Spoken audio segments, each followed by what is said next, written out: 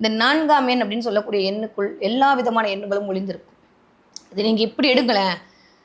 ராகு அப்படின்னாலே சந்திரனுடைய நிழல் அப்படின்னு நம்ம சொல்லுவோம். கேது அப்படின்ற போது சூரியனுடைய நிழல். அப்ப சந்திரனுக்கு எல்லாம் காரகத்துவம் உண்டோ, அந்த காரகத்துவத்த அப்படியே ரிஃப்ளெக்ட் பண்ணக்கூடிய ஜெராக்ஸ் காப்பி, கலர் ஜெராக்ஸ் யாரு அப்படின்னா ராகு தான். ஆனா அது மட்டும் இல்லாமல் மற்ற எல்லா கிரகத்துடைய தன்மையும் ராகுக்குள் இருக்கும். அதனால தான் ராகு ஒரு இடத்துல உட்கார்ந்தாருன்னா அந்த வீட்ட தன்னகைப்படுத்துவார். இப்ப ஜாதகத்துல ராகு போய் விருச்சத்துல இருந்தா அந்த விருச்சகம் செவ்வாயா வேலை செய்யாது, ராகுவா வேலை செய்யும்.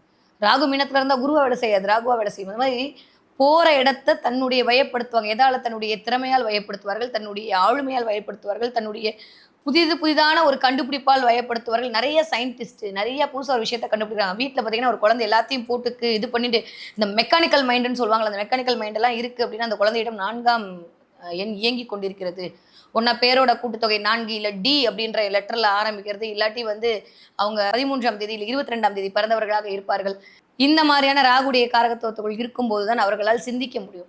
இருக்கிறதுலே வந்து ஒரு உலகத்தின் உயரத்துக்கு உச்சத்துக்கு போக வேண்டும் அப்படின்னு எதிர்பார்க்குறவங்க, நான் கோடீஸ்வரனா மட்டும்தான் வாழணும் அப்படின்னு நினைக்கக்கூடியவங்க, பணம் அப்படின்ற விஷயத்துல வந்து எப்பொழுதுமே வந்து எனக்கு சாட்டிஸ்ஃபேக்ஷன் ஆகலை, இன்னும் அடுத்து இன்னும்னு போயிட்டே இருக்கக்கூடிய ஆட்கள் எல்லாமே இந்த 4ஆம் எண்ணை சேர்ந்தவர்களாக இருப்பார்கள். யூஸ்வலி ஒரு இடத்துல 4ஆம் எண் இருக்கிற அவங்க குடும்பத்திலயுமே இந்த 4ஆம் எண் எப்படியோ ஒரு இடத்துல உலாவிடுதுங்க.